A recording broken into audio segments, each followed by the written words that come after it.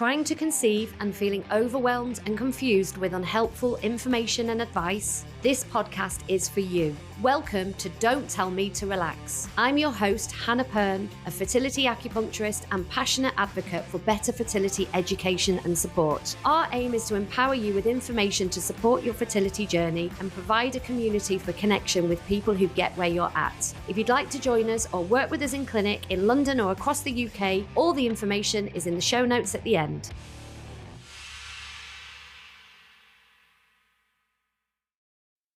AcuPips sponsors Don't Tell Me to Relax. If you're looking for a way to naturally balance your body, calm your mind and relieve anxiety, then AcuPips has the answer. AcuPips is the UK's original ear seed company, founded by traditional acupuncturist Zoe Young. Ear seeds are small seeds or metal balls attached to an adhesive and placed on pressure points on the ear in specific combinations, creating balance within the body. We like to call it healing jewellery. Discover more today at acupips.com and use code RELAX for 20% off site-wide. AcuPips, modern healing, ancient practice.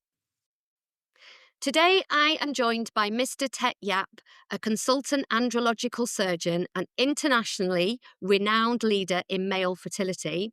Tet is here today to talk to us about male fertility and, in particular, Klinefelter syndrome. And he's an amazing man, and I'm very, very lucky that he has taken time out of his very busy day to join us. So, Tet, welcome to the show. Would you like to introduce yourself and your work? Thank you so much, Hannah, and it's so lovely to see you. I know we've been planning this for a while. So I'm Tet Yap. I am an andrologist, so I basically work in the field of men's health in general. I think you're going to ask me more about andrology moving forward, so I won't spoil the surprise, but a lot of what I do concerns reproductive health, for example, and I work in a few units. My main unit privately is the Leicester, but I work across a few units, not just the Leicester. And I see male fertility patients across the country. On the NHS, I work in Guy's and St Thomas's, famous for cyber attacks recently, but Yeah, of course. yes.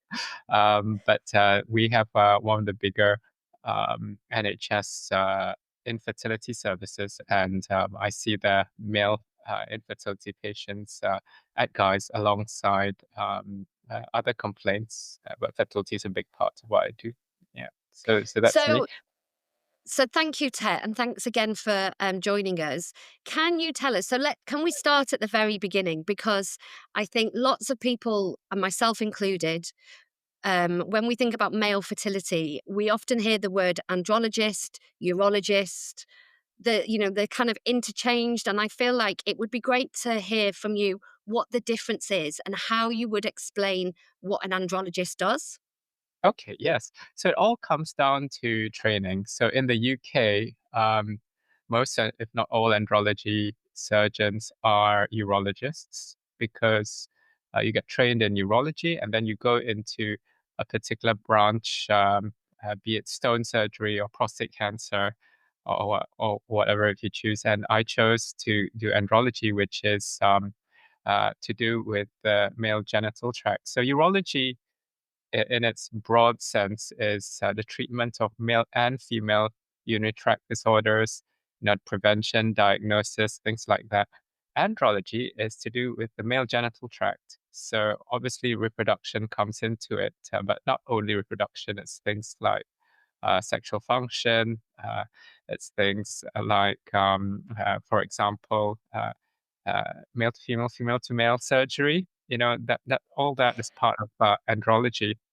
So Okay. andrology is actually quite a fascinating, quite big field unto itself, and it's quite a specialty quite a big specialty within urology. Of course, urology is a huge specialty, so you have all these other things, and of course, it also has female patients as well, not just the male patients when you talk about urology, but andrology is particularly the male genital tract. I mean, we treat obviously not just male patients, we treat trans patients as well, And I think that's important to note. It's it's not a male specialty, but we treat Yeah. the genital tract. Yeah. Male genital Okay. And so, and this is just my opinion, so tell me and forgive me if I'm wrong, but I feel like in the world of fertility, there are lots of people who are gynecologists, but there are not very many tract. andrologists. Am I Yeah. right, or am I misjudged with my opinion?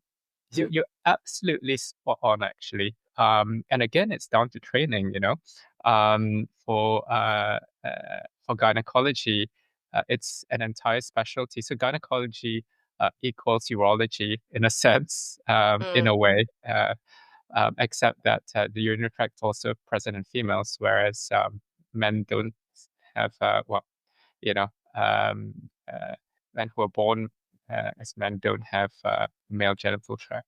Oh, sorry, female genital tract. So, uh, so the thing is, gynecology, IVF, and things like that, y- traditionally dominated by gynecologists because the treatments on offer in the past used to be very female orientated. And mm, unfortunately, I was told by a gynecologist the other day that he felt really sorry that male fertility was always assigned, the last place the in the reproductive medicine field, if it ever gets mentioned at all. So mm, from the male side, in the past, some gynecologists would even try to, manage the male patients because of the supposed lack of andrologists. But actually, it's not that andrologists aren't there. Um, we are much smaller in number because we don't have uh, a dedicated training program per se. It's part of a urology training program, and you have to mm, subspecialize or super specialize because even andrologists, a lot of them don't do male fertility. So it's a mm, subspecialty within a subspecialty. Whereas mm. for gynecology, reproductive medicine, it is in itself a big special subspecialty. So yes, there is a shortage of us. I'm sure you could say that.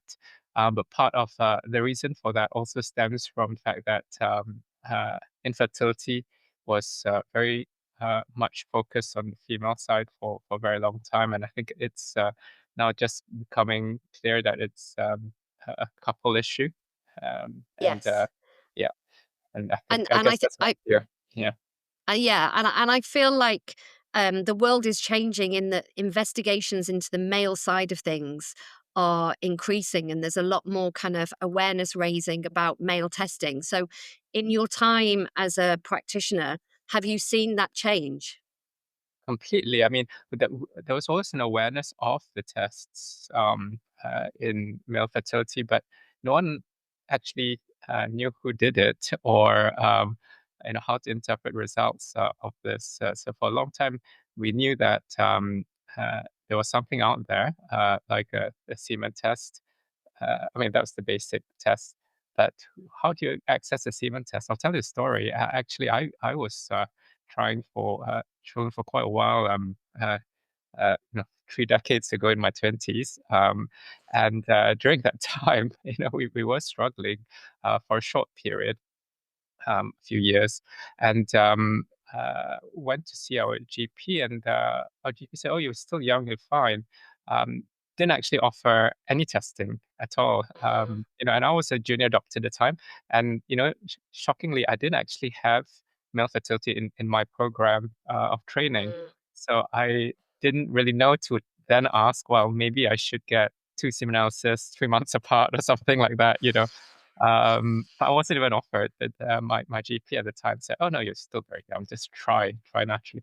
Of course, it didn't work out, and then my wife went to see a specialist who made lots of quite uh, pertinent suggestions, which we followed, and things worked out for us, luckily. But mm, yeah, I can remember that period very, very clearly, where we were looking for advice. I mean, this was like pre-internet, so it's quite a long time mm, ago. mm, But just from looking at books and things like that, there wasn't really much out there about infertility, let alone the male side.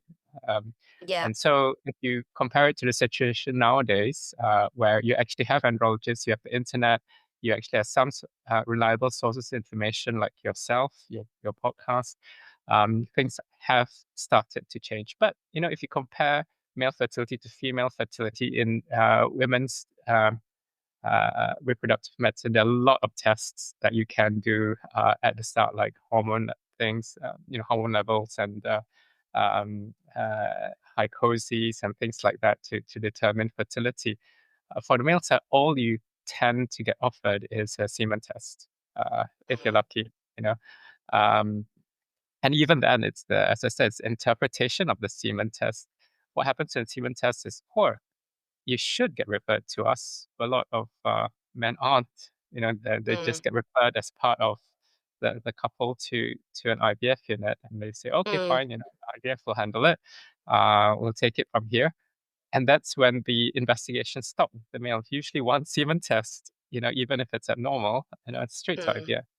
And of course, we know now that male fertility issues are usually a sign of something else going on, because Mm. having a low sperm count per se doesn't, render you unhealthy. But what's causing it is the relevant thing. So in your opinion, what would you like to happen? What do you think should happen when somebody, let's say somebody has gone to their GP and their sperm test has come back with an issue? At that point, obviously, as you just said, often people are referred to a fertility clinic. What would you, in an ideal world where we can like make up our own rules, what would you like to happen?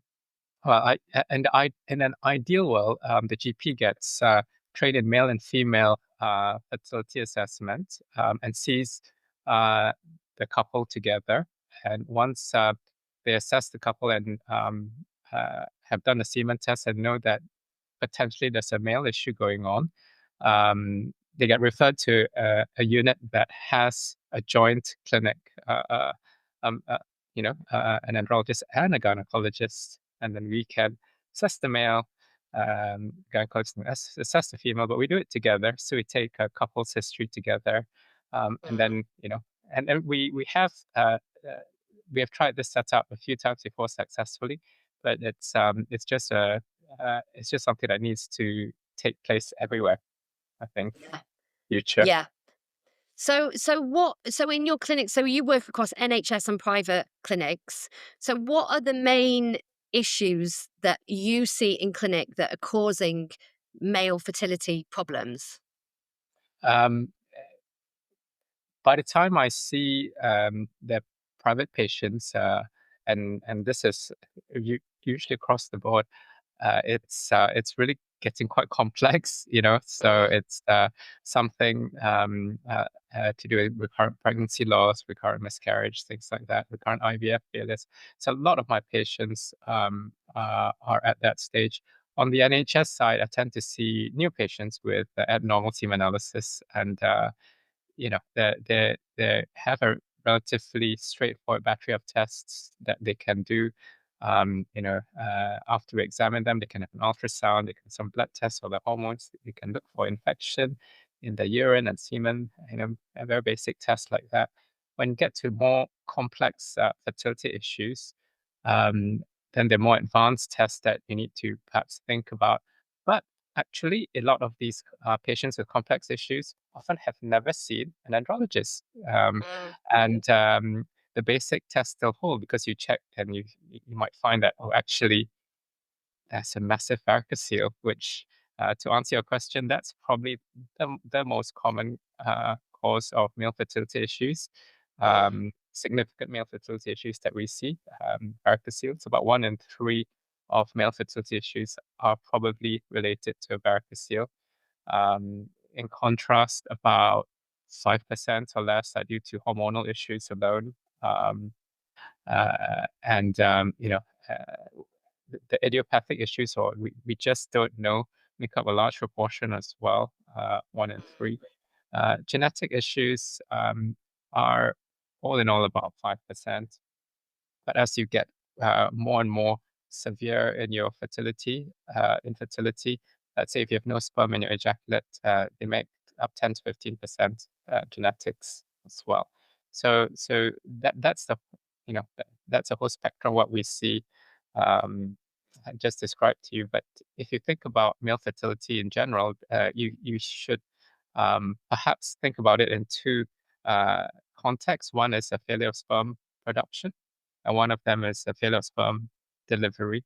So the failure of sperm production is the thing where varicocele, genetics, things with hormones come in. But actually, there's this other big bit, which is the failure of sperm delivery, where you have coital issues like ED, ejaculation issues, or you can have obstructive issues, let's say recurrent infections, and then your tubes get blocked, your epididymal tubes get blocked, or you've had a cystic fibrosis and you don't develop your tubes. So there's a genetic condition of obstructive male infertility, or you've had a vasectomy and you want it reversed. That's not an uncommon cause of infertility, obviously.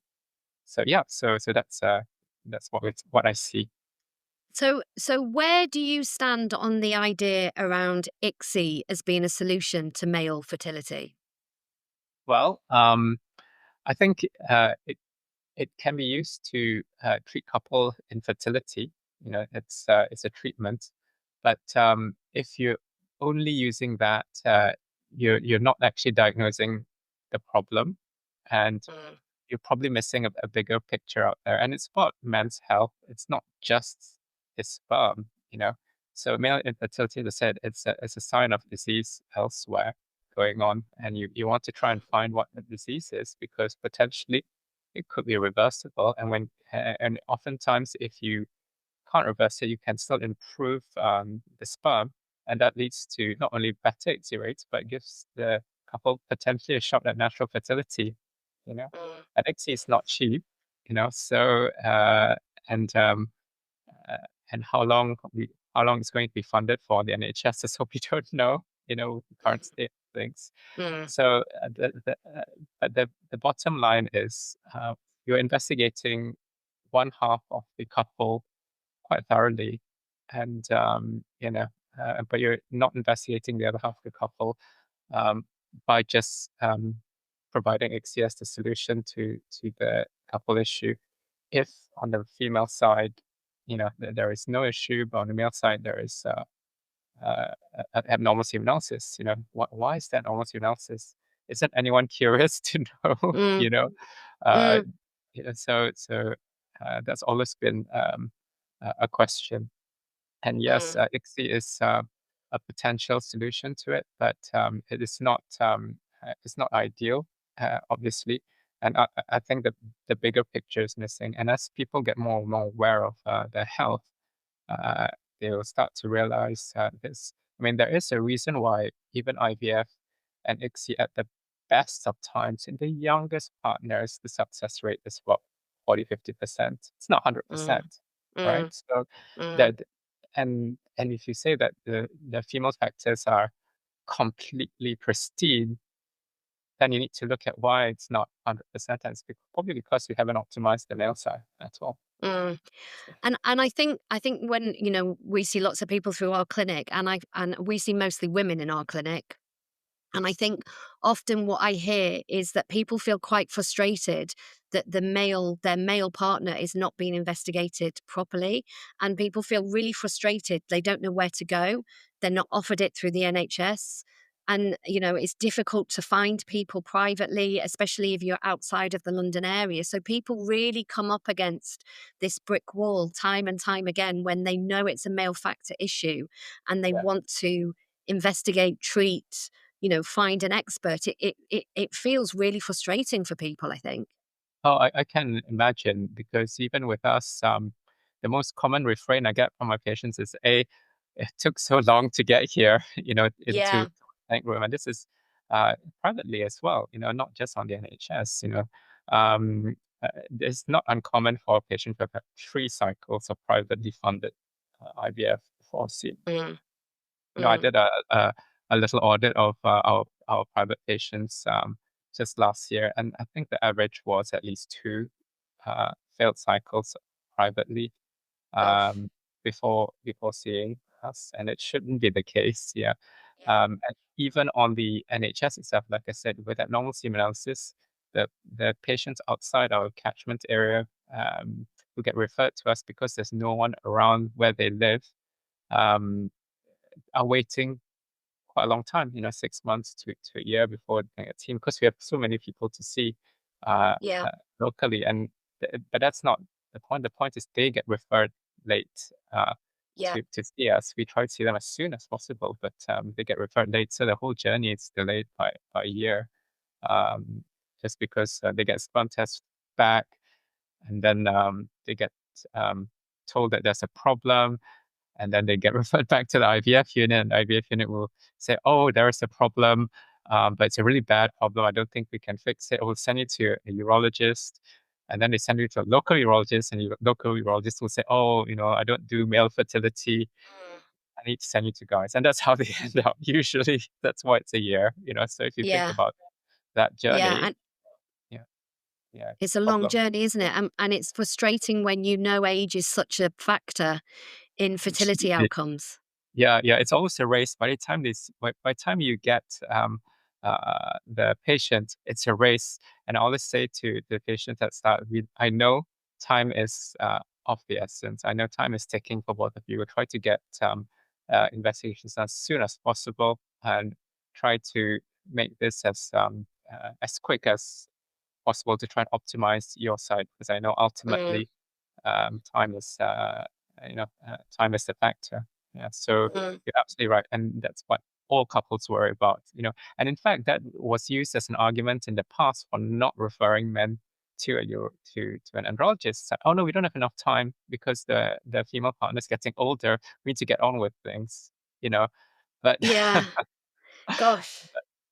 that's obviously fallacious. I mean, you're never really going to get to 100% IVF success, but you know if you don't optimize the male, you never know where you can get to, with success rates.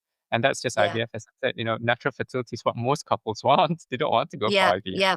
you know, and you not give them a chance at all. Yeah.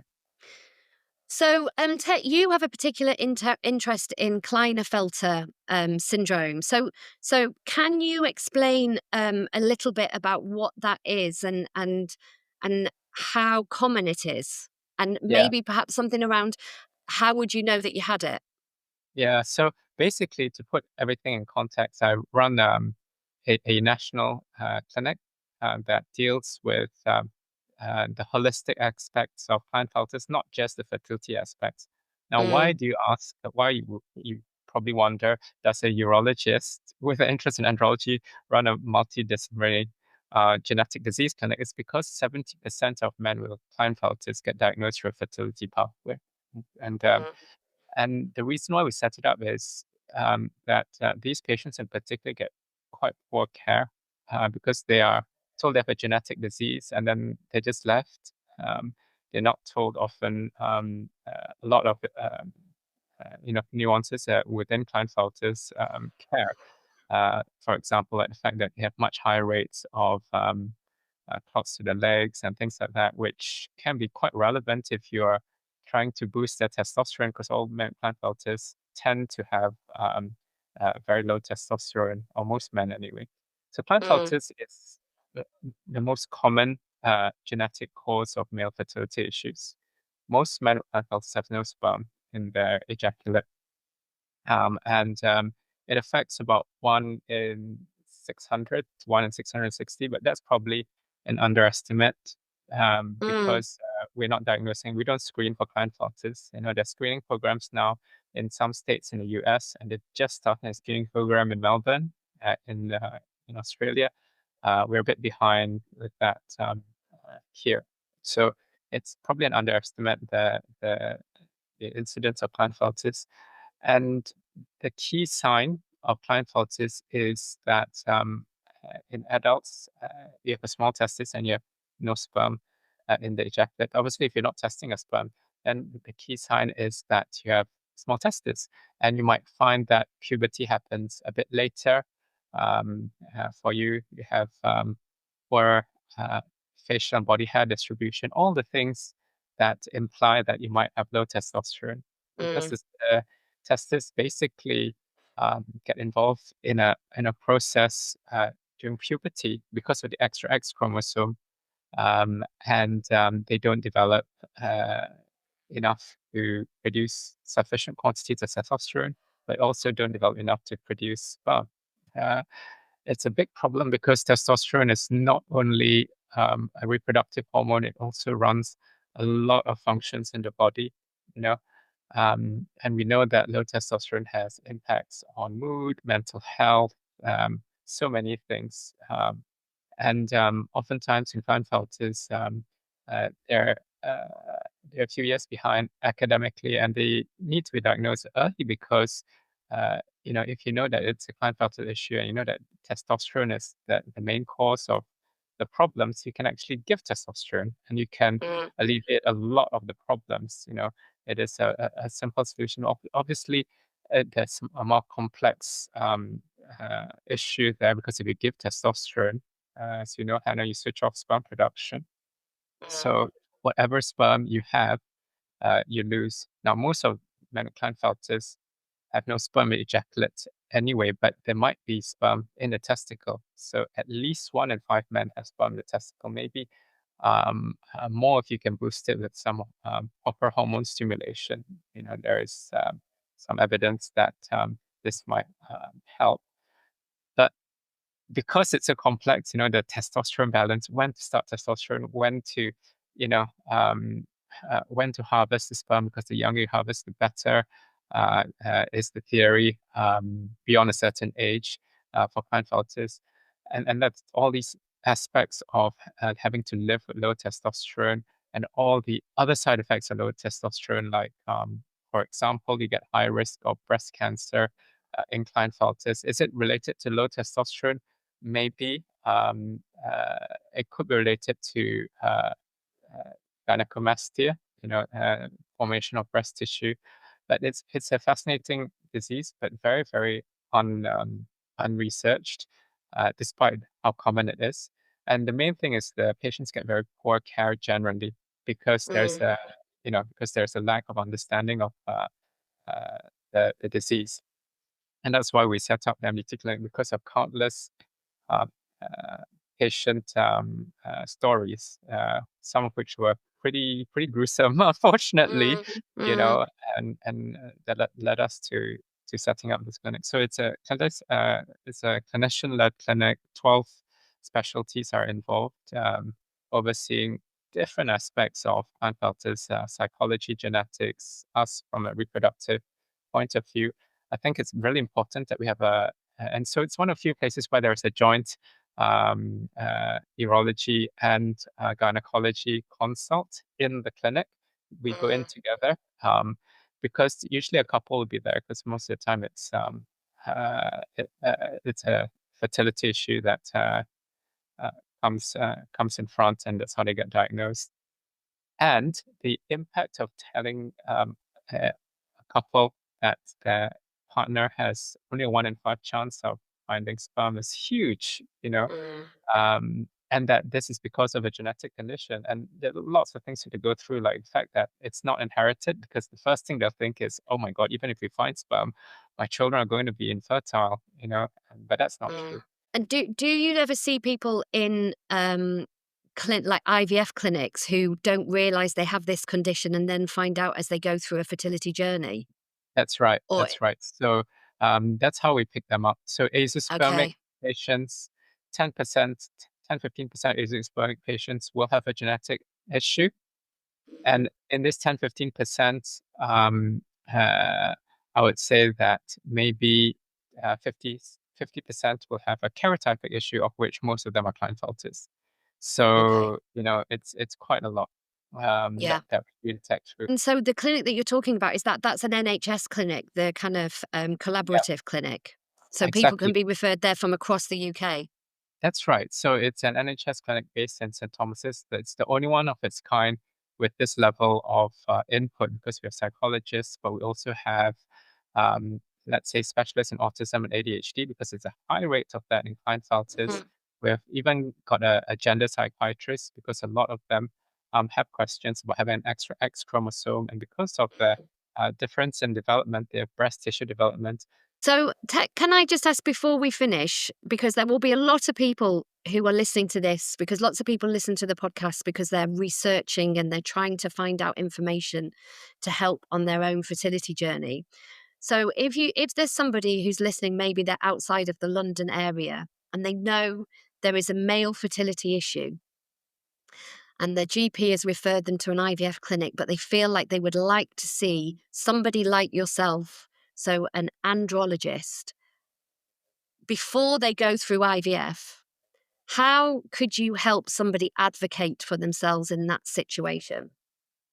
Yes, so there are some useful resources actually on the BAUS, that's a British Association of Urological Surgeons website, about andrology, about male fertility, and things like that. We have a website as well, me and my team. It's londonandrology.com, which describes what we do, but also has information about what you should be doing if you suspect male fertility is playing a part in your journey. Uh, Ultimately, you can demand that your GP refer you to to a urology unit, and I think it can start from there. Most urologists know us because we're such small but vocal specialty, because our patients have, you know, probably had a raw deal for a very long time. So your local urologist can refer you to us, and if you are fortunate enough to live in an area where you have an andrologist, and that's more and more the case because we're training much more andrology colleagues now, then they can take over their investigations in the meantime. If you really cannot find anyone, you can reach out to us. We can see you, and then we can make the necessary referrals locally because we know the people. We tend to know the people locally who can help from an andrology point of view. So if you want, we can be the first port of call, and then we can refer you back locally for more treatment. Great. So I guess you do online consultations. So people who aren't in London could have an online consult, and then you could help with the kind of plugging them back into the right people in their Yes, local absolutely, area. absolutely. Yeah, yeah. Okay, great. If they have So, a condition that can be easily managed locally, then definitely we will help them with that. okay, great. Because what I will do on the end of the podcast today is I'll link the organisations and the company that you mentioned, so that people can have a look and check out your website. Because I know because I get messages all the time that people, outside of London really struggle. I mean, people inside of London as well really struggle. But it's a Yeah. thing that I think people feel like they just find it hard to find people to help them. Yes. The frustrating thing is there's still a lot of variability in Yes. care, you know, Yes. and the different standards of care, different protocols, and it's very confusing for everyone, even for us. We wonder sometimes why did that person do this? When there are very clear guidelines to say do that. So I can understand why it's so difficult to navigate, and that's just if you have a problem, if you haven't had a problem but you just want to boost yourself and you go on the internet and go, what can I do to boost my fertility health? You get bombarded with like supplements and things like that. Where do you start? Mm, So mm. yes, so that's why perhaps if you want to start the journey and you want some good advice, we can help, or any good andrologist should be the first person you see. Yeah. Okay, great. Well, Tet, thank you so much for your time today, because I know you are a very, very busy man who is highly in demand. So I'm really, really grateful for you sharing your knowledge and your time with us today, because I know so many people that listen to this will find it really helpful. So I just want to say a big thank you. Yeah, thank you. And if I can, say if other people having the experience I had at the start of my journey, I mean, it'll be worth it all for me. So, yeah. Yeah, absolutely. Well, as I said, I'll put all the notes on the show. And then if anyone's listening wants to get in touch, they can do so directly. So, Tet, thanks again for your time. Thank you. Thank you so much for having me.